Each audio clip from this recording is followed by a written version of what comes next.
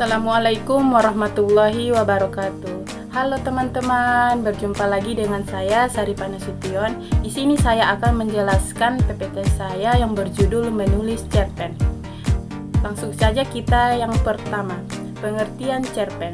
Cerpen atau cerita pendek merupakan salah satu karya yang isinya cenderung singkat. Apabila dibandingkan dengan tulisan-tulisan lainnya yang lebih panjang seperti novel, cerpen, cenderung lebih padat dan langsung pada tujuannya. Perlu kita ketahui, cerpen dibatasi panjang penulisannya. Ada definisi yang menyebutkan panjang cerpen tak boleh lebih 20.000 kata dan tak kurang dari 1.000 kata. Tetapi ada pula yang menyebut jika panjang cerpen paling tidak 10.000 kata. Ya. Oke, kita lanjut dengan yang kedua, ciri-ciri cerpen. Di dalam ciri-ciri cerpen ada 5 poin. Yang pertama, jalan ceritanya lebih pendek dan novel. Yang kedua, sebuah cerpen memiliki jumlah kata yang lebih dari 10.000 kata. Yang ketiga, biasanya isi cerpen berasal dari kehidupan sehari-hari. Yang keempat, tidak menggambarkan sebuah kisah para tokohnya. Hal itu karena dalam cerpen yang digambarkan hanyalah intisarinya saja. Dan yang terakhir, tokoh dalam cerpen digambarkan mengalami masalah atau suatu konflik hingga pada tahap penyelesaiannya. Yang ketiga, fungsi sastra dalam cerpen. Di dalam fungsi sastra dalam cerpen ada 5 poin. Yang pertama, fungsi rekreatif. Fungsi rekreatif yaitu memberikan rasa senang, gembira, serta menghibur para penikmat atau pembacanya. Yang kedua, fungsi didaktif. Fungsi didaktif yaitu mengarahkan dan mendidik para penikmat atau pembacanya karena nilai-nilai kebenaran dan kebaikan yang terkandung di dalamnya. Yang ketiga, fungsi estetis. Fungsi estetis yaitu memberikan keindahan bagi para penikmat atau pembacanya. Yang keempat, fungsi moralitas. Fungsi moralitas yaitu fungsi yang mengandung nilai moral sehingga para penikmat dan pembacanya dapat mengetahui moral yang baik dan tidak baik bagi dirinya. Dan yang terakhir, fungsi religiusitas. Fungsi religiusitas yaitu mengandung ajaran agama yang dapat dijadikan teladan bagi para penikmatnya atau pembacanya. Yang keempat, struktur cerpen. Ada beberapa struktur cerpen, yaitu yang pertama abstrak, orientasi, komplikasi, evaluasi, resolusi, koda. Baiklah, kita ketahui dulu apa itu abstrak.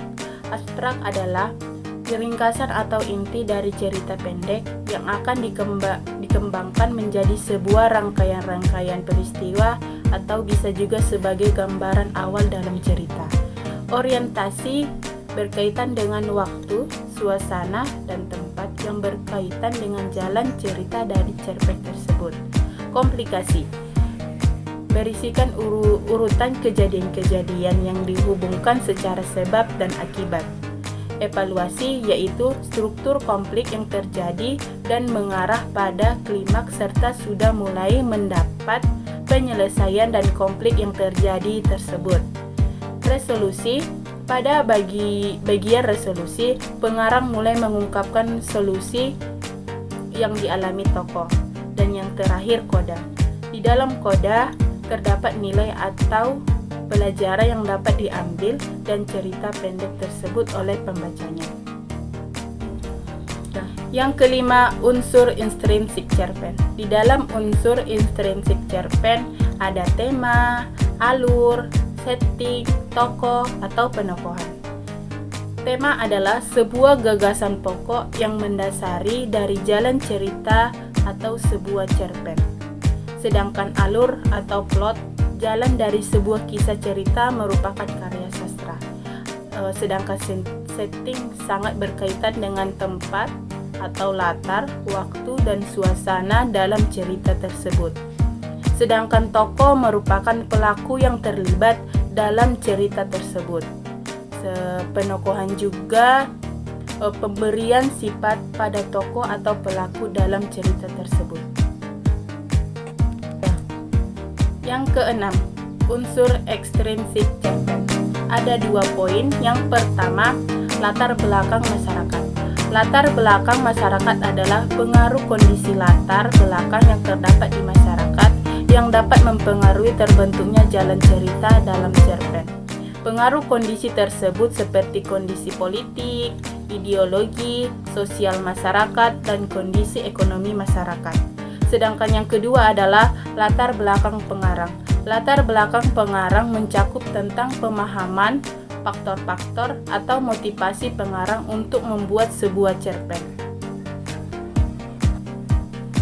Yang ketujuh, di dalam menulis cerpen ada nilai-nilai yang terkandung dalam cerpen. Yang pertama, nilai agama. Nilai agama berkaitan dengan pelajaran agama yang dapat dipetik dalam cerpen tersebut. Sedangkan nilai sosial adalah berkaitan dengan pelajaran yang dapat dipetik dan interaksi sosial antara para tokoh dan lingkungan masyarakat dalam teks cerpen. Sedangkan nilai moral adalah nilai ini berkaitan dengan nilai yang dianggap baik atau buruknya dalam masyarakat. Di dalam cerpen, nilai moral bisa merupa nilai moral negatif atau buruk atau nilai moral positif atau baik. Yang terakhir adalah nilai budaya.